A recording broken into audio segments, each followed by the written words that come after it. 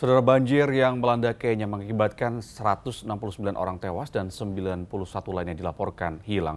Selain itu lebih dari 60.000 warga yang terdampak banjir terpaksa mengungsi.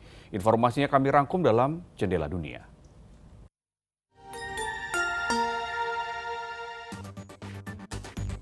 Setidaknya 169 orang di Kenya tewas dalam musibah banjir yang dipicu oleh hujan lebat yang mulai melanda negara-negara di Afrika Timur.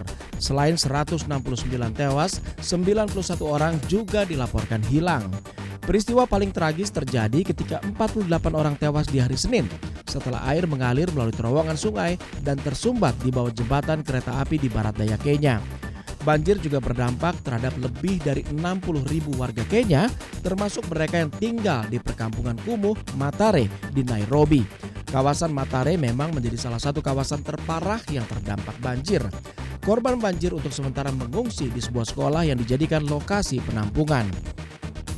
Presiden Kenya William Ruto telah mengunjungi lokasi banjir sambil bertemu dengan para korban di desa Kamuchiri hari Selasa waktu setempat. Dan terkait musibah ini, Ruto menyatakan bahwa dalam waktu 2 hari ke depan, seluruh warga yang tinggal di bantaran sungai harus mengungsi demi keselamatan. Warga Kenya juga diimbau untuk terus waspada karena hujan lebat diprediksi masih akan terjadi hingga bulan Mei. Unjuk rasa yang terus terjadi di ibu kota Georgia, Tbilisi, membuat polisi harus menggunakan gas air mata dan meriam air untuk membubarkan pengunjuk rasa yang mulai bertindak anarkistis. Unjuk rasa yang terjadi di luar gedung parlemen ini adalah untuk memprotes rancangan undang-undang yang disebut para pengunjuk rasa sebagai undang-undang agen asing.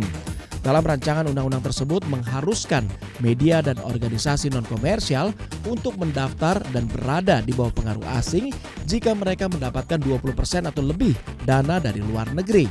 Anggota parlemen memberikan suara 78 berbanding 25 untuk meneruskan draft undang-undang guna pembahasan lebih lanjut. Presiden Georgia Salome Zurabishvili yang bertentangan dengan partai penguasa mengutuk langkah ini yang disebut sebagai melawan kehendak rakyat. Zurabishvili berjanji akan memveto undang-undang tersebut jika disahkan oleh parlemen.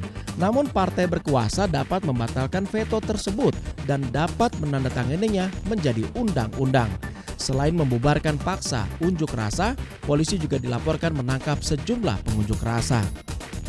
Sepasang panda raksasa akan segera melakukan perjalanan dari Tiongkok ke Amerika Serikat, di mana kedua spesies yang langka ini nantinya akan dirawat di kebun binatang San Diego, negara bagian California. Pengiriman panda raksasa ini adalah bagian dari kemitraan konservasi yang berkelanjutan antara kedua negara tersebut.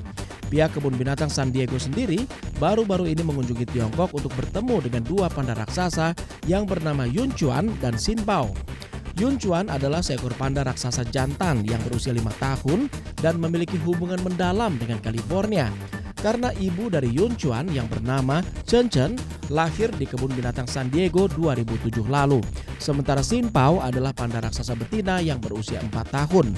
Aliansi Marga Satwa Kebun Binatang San Diego memang telah memiliki kemitraan dengan lembaga konservasi terkemuka di Tiongkok yang berfokus pada perlindungan dan pemulihan panda raksasa.